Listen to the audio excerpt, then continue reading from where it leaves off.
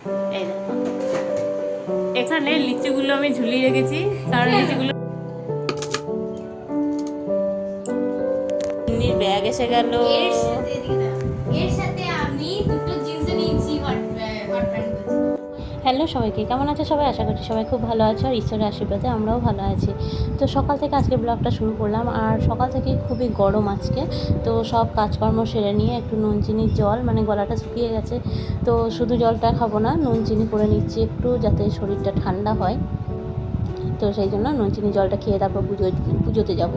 আর পুজোতে যাওয়ার আগে দেখলাম কলাইটা আর আলুটা সেদ্ধ করতে দিই, কারণ আজকে হবে ঘুগনি।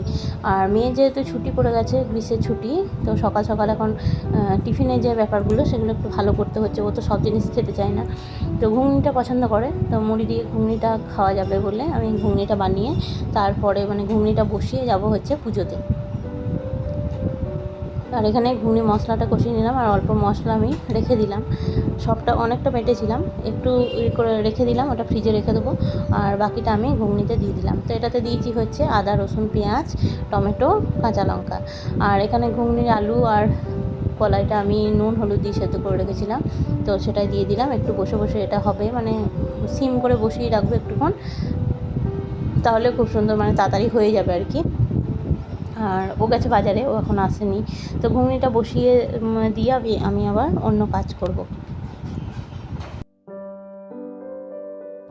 তো 5 মিনিট ফুটে গিয়ে আমি ঘুগনিটা নামিয়ে দিলাম। এখানে তিন্নিকে গান শেখাতে এসেছিলো, আর তারপরেই সব কাজকর্ম সেরে টিফিন করে দেখলাম ঘরটা আগে গুছিয়ে নিই, বিছানাটা উল্টোপাল্টা হয়ে আছে একটু, মানে চাদরগুলো একটু কুঁচকে কুঁচকে আছে বিছানার, আর সেরকম কিছু নেই এখন, তো অতটা কিছু থাকে না বিছানায়, তো তাড়াতাড়ি হয়ে যায় বিছানা গোছ করাটা। আর খাটটা যত পরিষ্কার থাকে মনে হয় ঘরটাও পরিষ্কার থাকলো।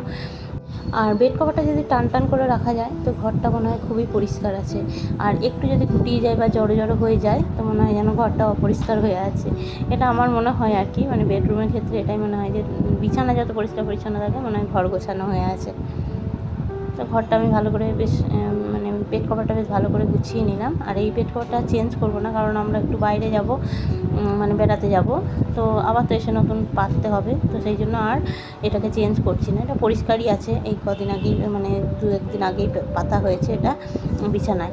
আর এখন যেহেতু খুবই গরম, তো এরকম নরম নরম বেড কভারগুলো কিন্তু ভালো লাগছে, নতুন মানে পরা যে বেড কভারগুলো কড়কড়ে টাইপের, সেগুলো কিন্তু একদমই ভালো লাগছে, মানে একদম কটনেরগুলো এখন ভালো লাগছে। আর গরমটা যেহেতু অতিরিক্ত এখন পড়েছে, এখানে দিয়ে দিলাম। আর এই দেখো, এই চুড়িগুলো আমি শান্তিনিকেতন থেকে নিয়ে এসেছিলাম, আর ওখানে পরে আবির আবির লেগে গেছে, মানে হোলিতে গেছিলাম, তো এগুলো পরে আমি হোলি খেলতে গেছিলাম, তো এগুলোতে একটু একটু করে আবির লেগে আছে, তো এগুলো ভাবছি নিয়ে যাব। আর সেই জন্য যদি আবিরটা একটু ছাড়ানোর চেষ্টা করছি, যদি একটু ছাড়ে। আর এগুলো তো সব কাপড়ের, মানে সুতোর কাপড় দিয়ে এরকম জড়ানো থাকে, তো এগুলোতে আবির লেগে বেশ একটু নোংরা নোংরাই হয়ে গেছিলো। তো এটা আবার ধুতে গিয়ে মনে হচ্ছে রঙটা কেমন হয়ে গেছে। যাকে আমি একটু রোদে দিয়ে দিচ্ছি এটাকে, এইদিকে আমাদের রোদ আসে ব্যালকনিতে, তো এইদিকে রোদে দিয়ে দিচ্ছি, যে ভিজে ভিজে ব্যাপারটা আছে সেটা তাহলে আর থাকবে না। আর শুকিয়ে গেলে হয়তো কালারটা আবার অন্যরকম আসতেও পারে।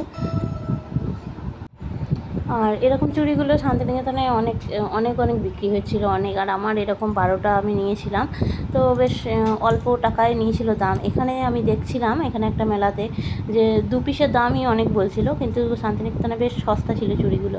আর এখানে তিন্নির পার্সেল চলে এলো, ও যেহেতু যাবে ঘুরতে, প্রথমেই বললাম যে সেই জন্য ও একটা ব্যাগ অর্ডার করেছিল, ও পিঠে নিয়ে যাবে, ওর জিনিসগুলো ও নিয়ে যাবে আর কি। তো সেই জন্য একটা ব্যাগ অর্ডার হয়েছিল, আর এই যে ব্যাগটার কালারটা খুব সুন্দর এসছে, যেরকম কালারের চয়েস করেছিলাম আমরা, কালারটা কিন্তু সেম এসছে, আর ব্যাগের কোয়ালিটিটাও কিন্তু খুব ভালো। তো এটা এইমাত্র এলো, আর তিনি তো খুবই খুশি ব্যাগটা পেয়ে। এই দেখ, খুলে খুলে দেখাচ্ছে সব। এইটাতে খালি ওরই জামা কাপড় এগুলো সব থাকবে, একটা জলের বোতল, খাবারের কিছু যদি নেয় তো সেগুলো ও নিয়ে যাবে, নিজে নিয়ে যাবে আর কি।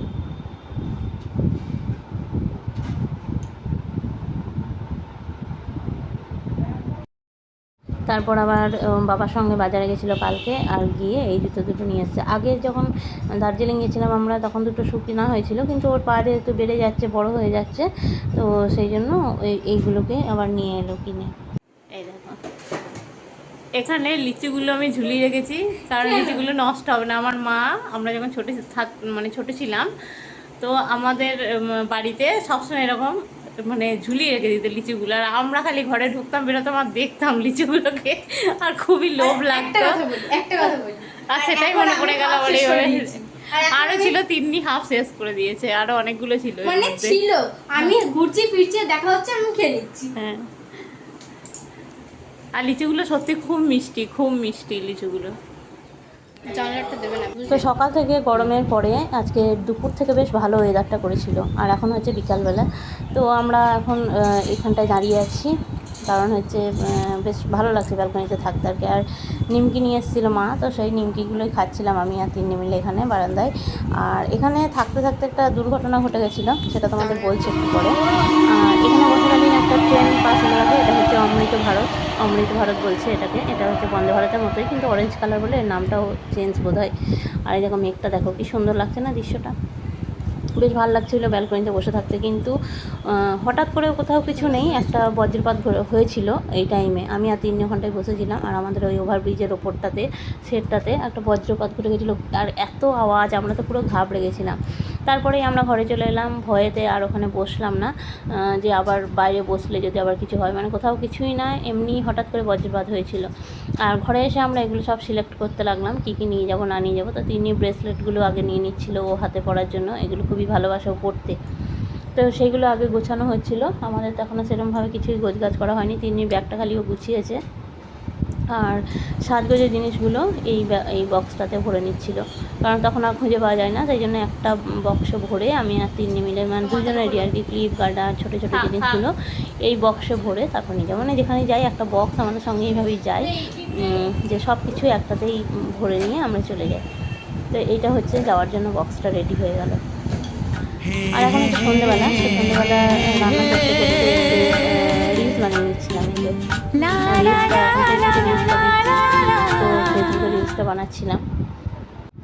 আর এখানে তিন্নির জামা কাপড়গুলো সব সিলেক্ট করেছে, ব্যাগে ভরবে, এখনও ভরা হয়নি, সব রেখে দিয়েছে কোনটা কোন দিন পরবে না পরবে, তো সেগুলো সব সাজিয়ে রাখা আছে, আর এগুলো সব ব্যাগে ভরতে হবে ওর।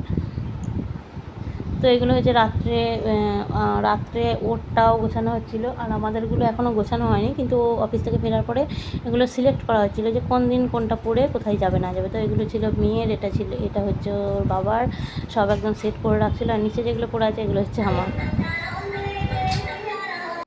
তারপর খাওয়া দাওয়ার পরে, মানে সন্ধ্যাবেলা যখন রান্না করছিলাম তখন আমি দুধটা একটু ঘন করে রেখেছিলাম, আর খাওয়া দাওয়ার পরে এটাকে আইসক্রিম বসিয়ে দিয়েছি, কারণ অনেকটাই দুধ ছিল ফ্রিজে, সেগুলো থাকলে তো নষ্ট হয়ে যাবে, সেই জন্য আইসক্রিমটা বসিয়ে দিলাম, 3 জনের 3টে আইসক্রিম। আর এটা আমি দুধটা ঘন করে ওর মধ্যে চিনি দিয়ে ঠান্ডা করে রেখেছিলাম, তারপরে এইভাবে বসিয়ে দিলাম। আর আজকের ব্লগটা কেমন লাগলো অবশ্যই জানিয়ে, যদি একটু ভালো লেগে থাকে তো অবশ্যই লাইক কমেন্ট করে পাশে থেকো, আর যারা নতুন দেখছো তারা অবশ্যই চ্যানেলটাকে সাবস্ক্রাইব করে পাশে থাকা বেল আইকনটি প্রেস করে আমার পাশে থেকো। তো দেখা হচ্ছে অন্য ব্লগে, ততক্ষণের জন্য সবাই ভালো থেকো, সুস্থ থেকো, গুড নাইট।